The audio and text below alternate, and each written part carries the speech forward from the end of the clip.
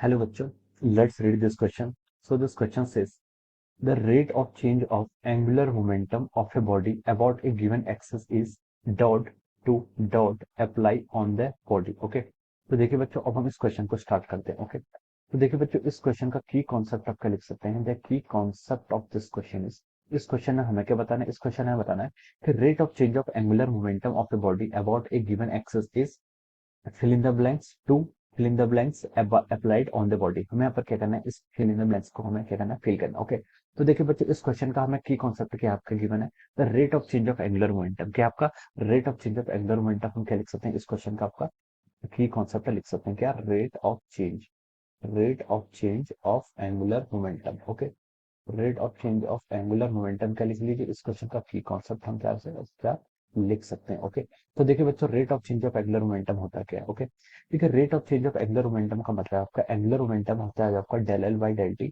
ये हम क्या कर सकते हैं, rate of change of angular momentum में आपका डिफाइन कर. ओके, एंगुलर मोमेंटम का एक वेक्टर क्वांटिटी. ओके, तो देखिए rate of change of angular momentum आपके किसके इक्वल होता है, this is equal to the applied external torque.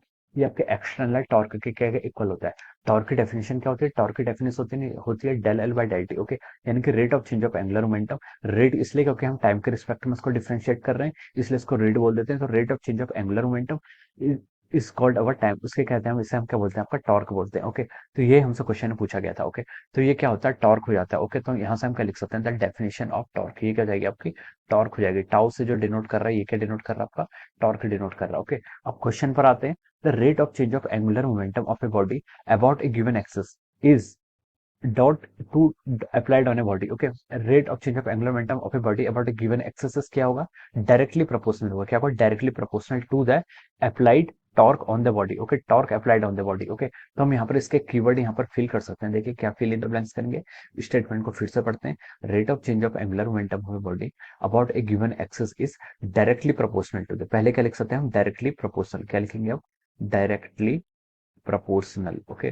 पहला आपका क्या फिल करेगा यहाँ पर, अब directly proportional the rate of change of angular momentum of a body about a given axis is directly proportional to the external torque applied on the body. यहाँ पर जो टॉर्क होता है ये क्या होता है, आपका एक्सटर्नल होना चाहिए. Okay, the torque should be external. अगर इंटरनल हो जाएगा तब तो वो आपका सिस्टम का पार्ट हो जाएगा, उसके कारण आपका एंगुलर मोमेंटम में कोई चेंज नहीं आएगा. ओके, तो ये हमारे क्या हो जाएगा, इस क्वेश्चन के क्या हो जाएगा, यहाँ पर फिल इन द ब्लैंक्स हो जाएंगे. ओके, स्टेटमेंट फिर से रिपीट कर रहा हूँ.